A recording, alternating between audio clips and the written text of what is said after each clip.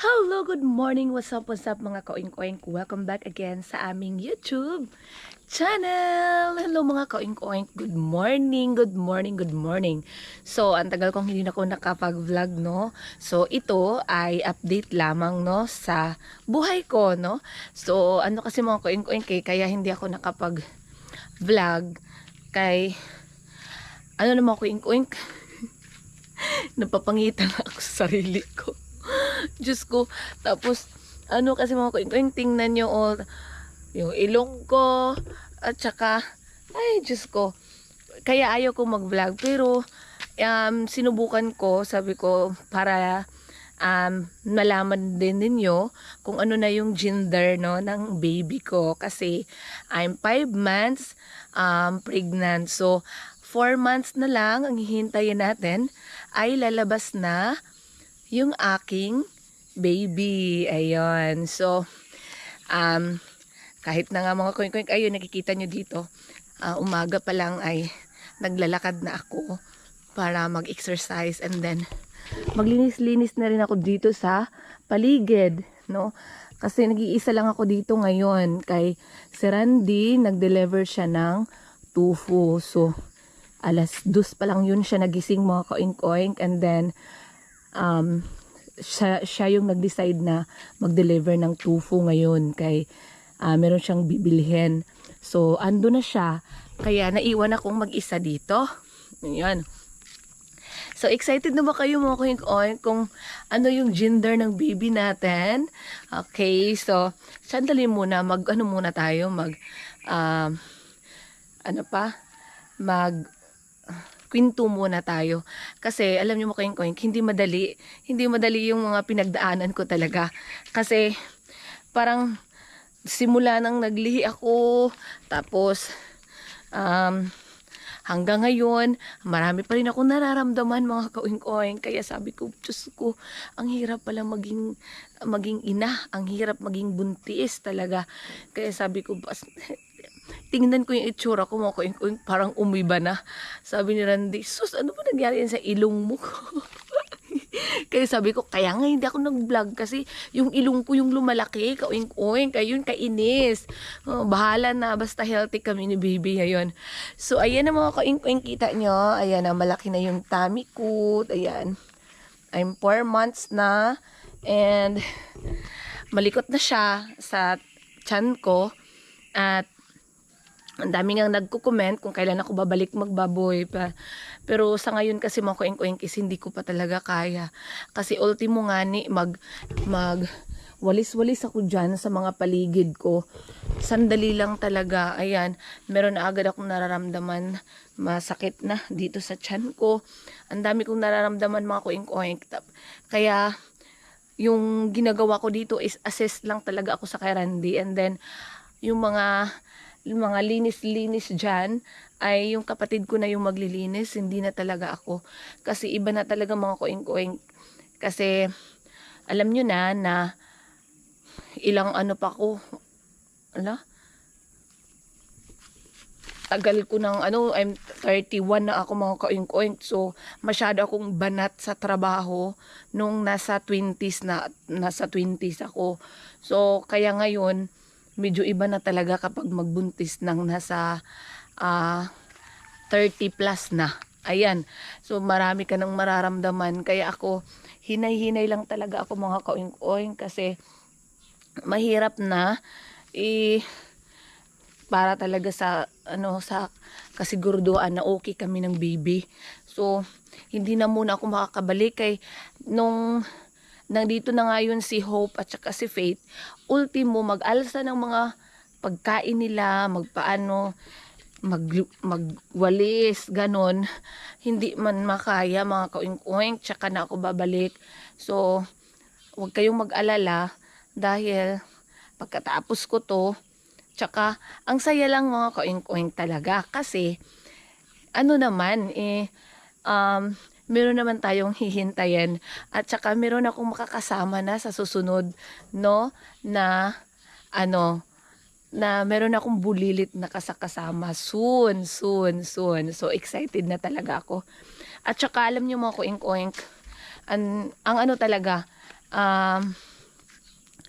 isa din siguro, no, inisip ko talaga kung ano yung, bakit kaya no na ESF kami.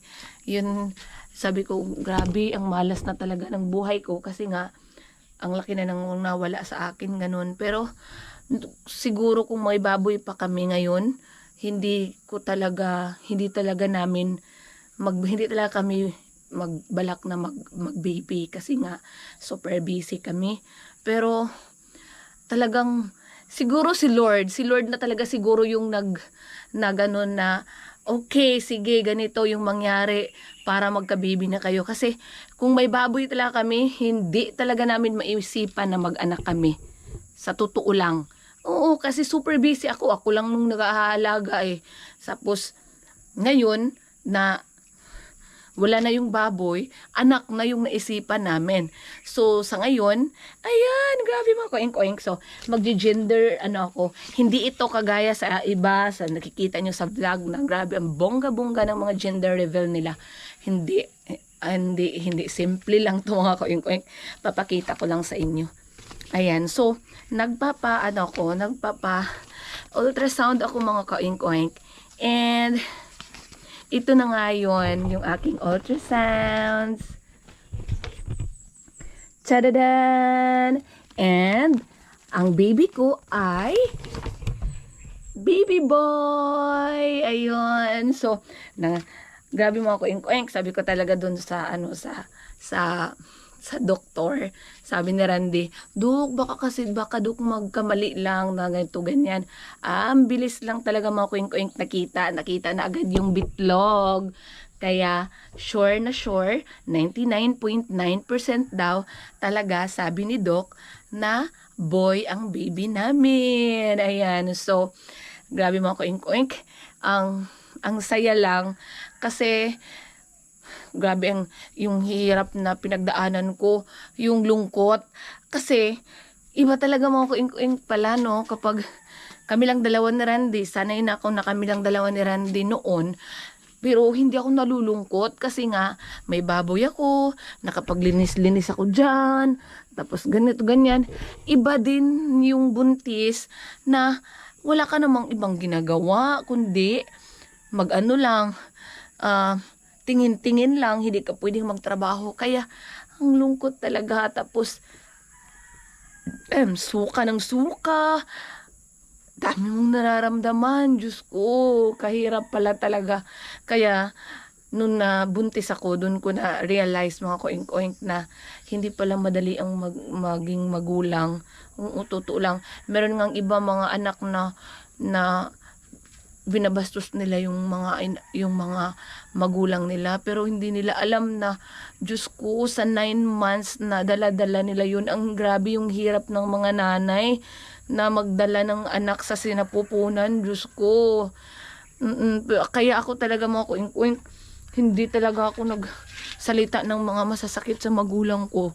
Sa totoo lang. Kasi hindi ngayon talaga tama talaga yung ginawa ko. Kasi hindi pala talaga madali magbuntis. Kay ang hirap. Sige lang mga koink-koink, ganun talaga, no, nagbabago talaga. Pero sige lang, kiring-kiri yan. Tapos, ganun mga koink-koink, balikan natin yon. Hindi pala madali. Kaya kailangan talaga na respetuhin natin yung mga magulang natin. Kay Diyos ko, hindi madali ang magdala ng 9 months talaga. Diyos ko. Kaya sabi ko talaga, kaya sabi ko talaga, anak, paglalabas ka talaga, Diyos ko. Grabe siguro yung iyak ko. Kaya hindi biro talaga, hindi biro mga koing-koing. Kaya para sa anak ko, kakayanin ko mga koing-koing para meron na kaming baby. Kasi yun talaga yung yun talaga yung kulang na meron na kaming baby dito. Ang sarap-sarap na. Sarap-sarap dito, palakarin, mga koing-koing. Ayan, kasi walang mga dumadaan. Ayan, so, excited na ba kayo?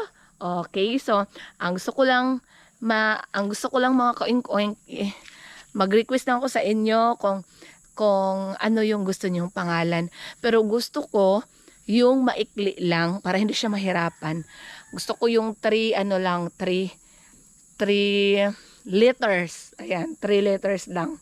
Yun gusto ko para ano lang mo kung hindi siya mahirapan mo kasi iba sobrang taas.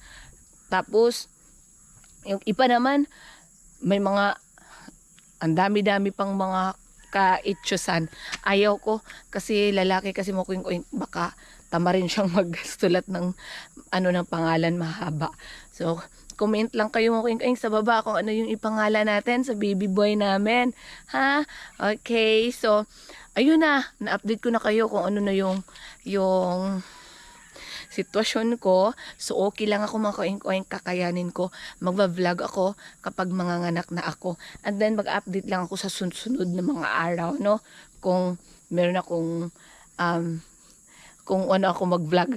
Kung hindi ako mahiyang mag-vlog kasi nahiya ako mga kaoing-oing kay parang tingnan nyo, laki na ng pagbabago yung ilog ko talaga.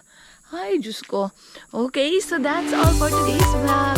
I hope na nag-enjoy kayo sa vlog na today. Huwag niyong kalimutang mag-subscribe at i-click niyo lang ang notification bell para ma-notify kayo sa sunod namin mga video. Thank you so much guys for watching.